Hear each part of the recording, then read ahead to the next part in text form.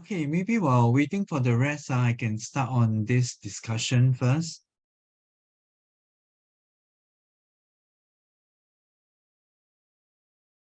Okay, so my question is this year 2023 a prime number?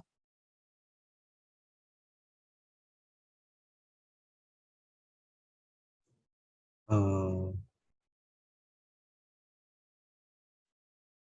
I don't think so. Don't think so.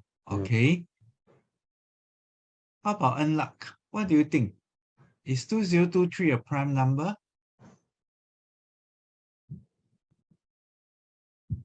not sure. Okay, so all right, maybe we'll wait for the rest. Then while waiting for the rest, Mr. Go start to give you some more numbers. Okay, is 197 a prime number?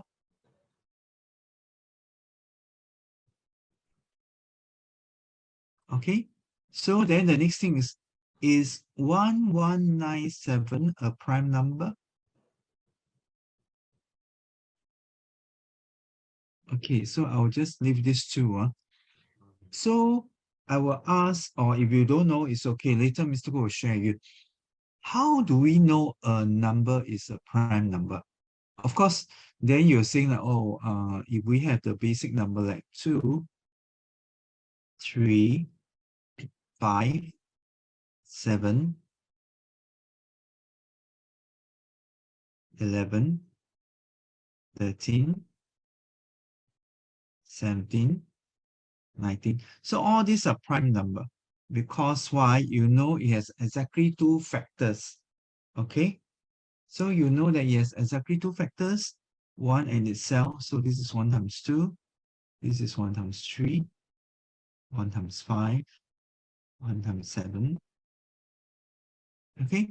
So then, but if it's a bigger number, how do we know that this is a prime number? Okay, so actually one way is also to take a look whether the digit sum,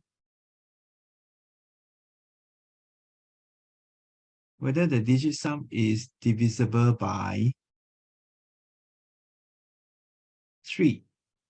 Okay, so actually when I put the number down, I realized that this is 9, 10, 18.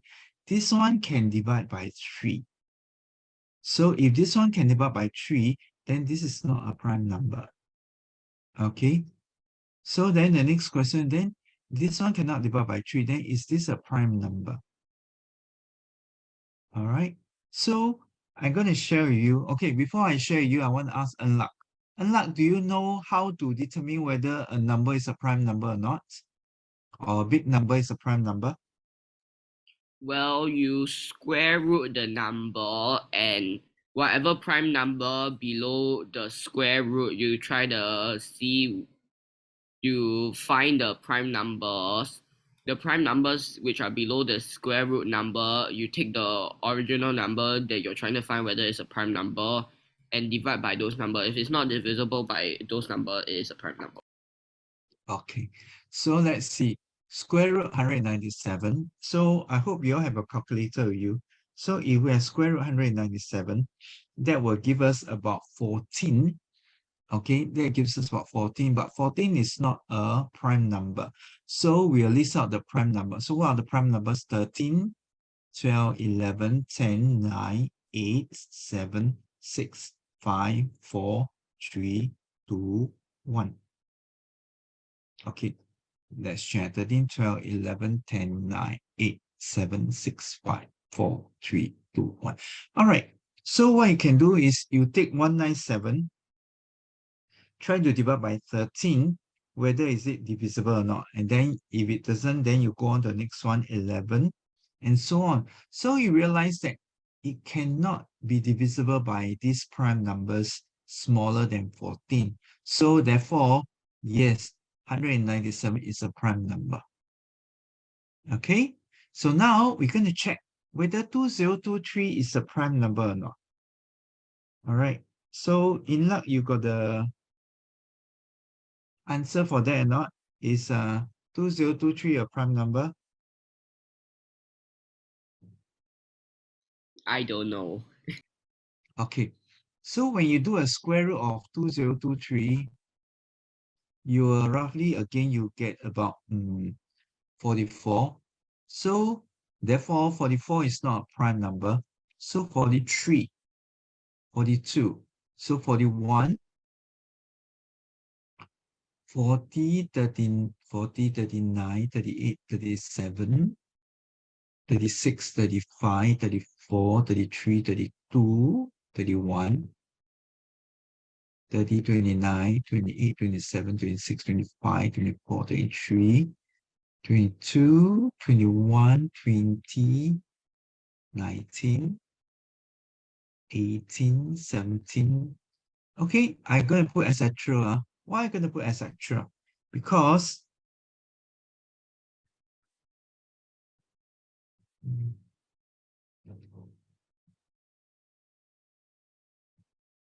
see whether 2023 can be divided by, let's say, 43. Okay, so 2023 divided by 41. So that's why in this case, a calculator will be helpful. Okay, 2023 divided by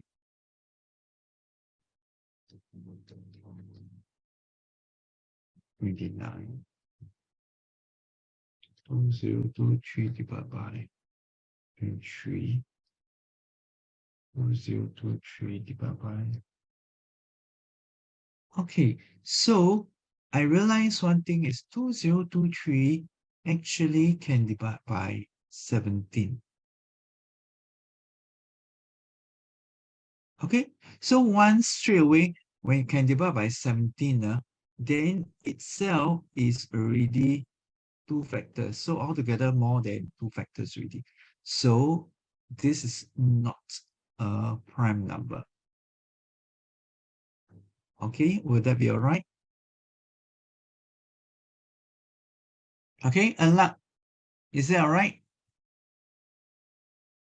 Okay, Howlun, all right. Okay.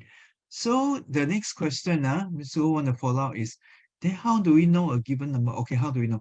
When is the next lunar year, which is a prime number? Okay, so we can count down 2023, 2024, not prime number, 2025, not prime number, 2026, not prime number. So 2027, is 2027 a prime number? So I do a quick check, 7, 8, 9, 10, 11 cannot be divisible by 3. So 2027, we do a square root. Okay, so this is about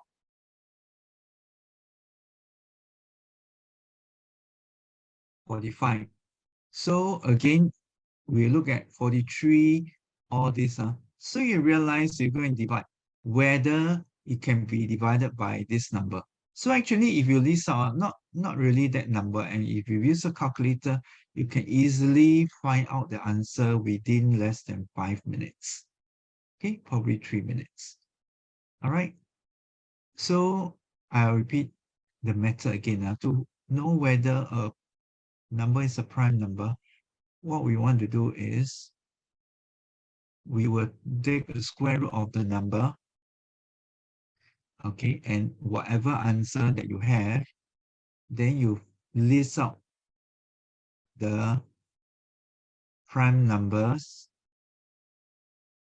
smaller than the answer, okay?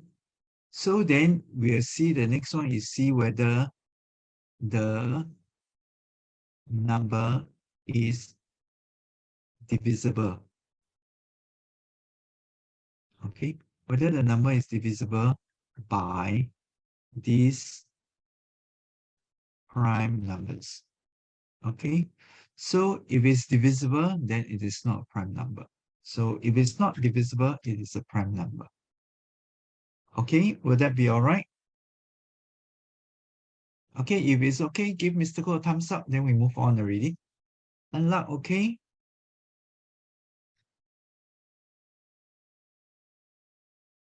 Unlock, are you all right or not? Want to give Mr. Ko a thumbs up?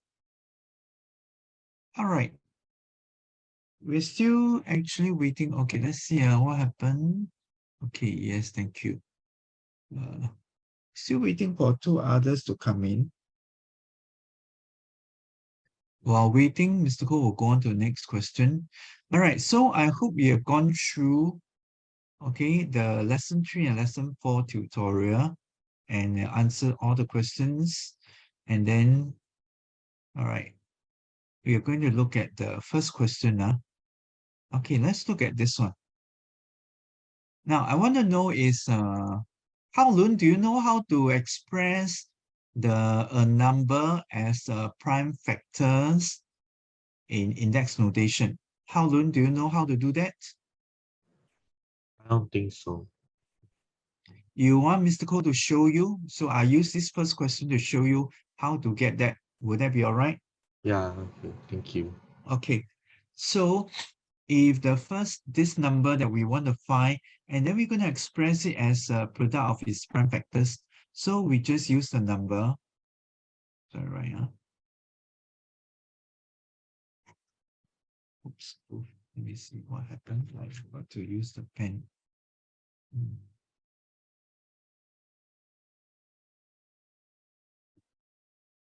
So I'll take 3150. I do the ladder method. So it's up to me whether what prime numbers I want to start with. Definitely when I see 2, I know this can be divisible by 2. So the first prime number that I use will be 2.